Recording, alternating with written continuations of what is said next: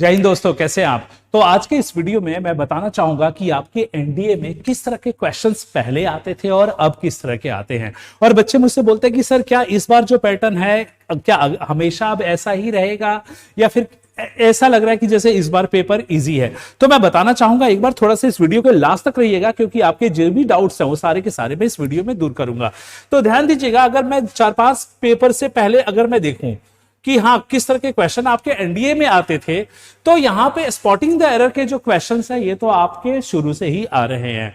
लगभग 10 क्वेश्चन आपके spotting the error से पहले आते थे। फिर मैं बात बोलूंगा एंटोनियम्स और सिनोनियम्स की। तो भाई एंटोनियम्स और सिनोनियम्स में पहले 5 और 5 क्वेश्चन आते थे, तो 10 5 + 5 20 क्वेश्चंस आपके यहां पे हो जाते थे। 5 क्वेश्चंस आपके इडियम्स और फ्रेजेस से आते थे, मतलब 25 क्वेश्चन यहां तक रहता था। 5 क्वेश्चन आपके सेंटेंस रीअरेंजमेंट में आते थे, तो टोटल नंबर ऑफ क्वेश्चन 30 हो जाता था। फिल इन द ब्लैंक से 5 क्वेश्चंस आते थे, सेंटेंस इंप्रूवमेंट से 5 आते थे, टोटल 40 क्वेश्चंस। रीडिंग कॉम्प्रहेंशंस या मैं क्लोज टेस्ट की बात बोलूं तो यहां से आपके 5 क्वेश्चंस और 5 क्वेश्चंस आपके इस तरह से आते थे। तो कहने का मतलब मैं यहां पे क्लोज टेस्ट भी अगर ऐड करूं तो टोटल 8 टाइप ऑफ क्वेश्चंस आपके एनडीए में पहले पूछे जाते थे।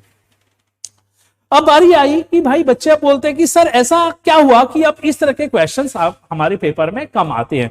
तो थोड़ा सा समझिएगा ऐसा क्यों हुआ। मैं कुछ चीजें आप लोग को बताऊंगा जहां पे आपका जो भी डाउट है वो दूर हो जाएगा। अगर मैं बात बोलूं स्पॉटिंग द एरर का, तो स्पॉटिंग द एरर के लिए आपको क्या चाहिए, एक ग्रामर की नॉलेज चाहिए कंप्लीट। स्पॉटिंग द एरर की मैं बात बोलूं तो स्पॉटिंग द एरर के लिए क्या चाहिए, आपको ग्रामर की नॉलेज चाहिए। यहां पे आपका आ जाता है ग्रामर, एंटोनियम सिनोनियम्स आता है वोकैब, इडियम्स और फ्रेजेस आपके वोकैब के पार्ट आ जाता है, और सेंटेंस रीअरेंजमेंट में रीडिंग स्किल आ जाती है। कहने का मतलब आपके पेपर को अगर मैं 3 मेजर कैटेगरी में डिवाइड करूं तो आपका आता है ग्रामर, फिर आता है आपका वोकैब, और उसके बाद में आता है आपका रीडिंग स्किल बेस्ड क्वेश्चंस। ये 3 तरह क्वेश्चन है, और आपके जो पेपर में 7-8 जो पैटर्न है ये इन्हीं 3 में डिवाइड है। तो अगर मैं फिल इन द ब्लैंक्स की बात करूं तो फिल इन द ब्लैंक्स कोई ऐसा नहीं है कि इसके लिए आपको अलग नॉलेज चाहिए।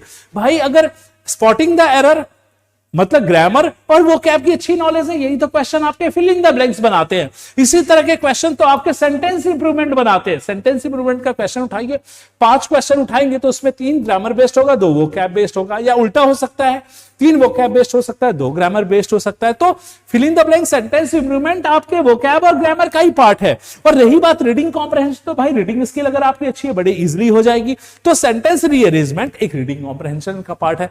तो इस तरह के पेपर में क्वेश्चन 7-8 तरीके पहले आते थे जहां पे बच्चे बहुत कंफ्यूज होते थे। अब जो पेपर है उसका पैटर्न बड़ा आसान है। अब आपके जो क्वेश्चंस है, अब आपका जो पेपर है सिर्फ इसी पैटर्न में आता है। ये रहे 4 टाइप ऑफ क्वेश्चंस, जहां पे है स्पॉटिंग द एरर के आपके 10 क्वेश्चंस आते हैं, एंटोनियम सिनोनियम्स के आपके आते हैं 10 + 10 मतलब 20 क्वेश्चंस, इडियम और फ्रेजेस के 10 और सेंटेंस रीअरेंजमेंट के 10। तो टोटल मिला के 50 क्वेश्चंस आपके टोटल इस 4 कैटेगरी में डिवाइड हो जाते हैं।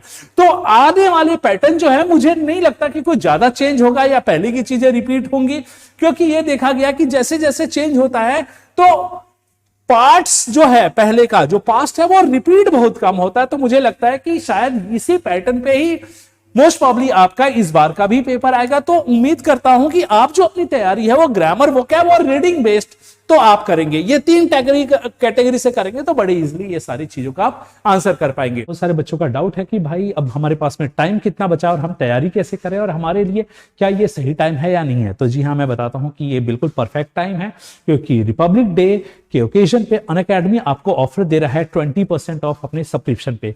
जी हाँ, 20% ऑफ। आज के दिन अगर आप अनअकैडमी सब्सक्राइब करते हो, ध्यान दीजिए ऑफर है 28 जनवरी तक।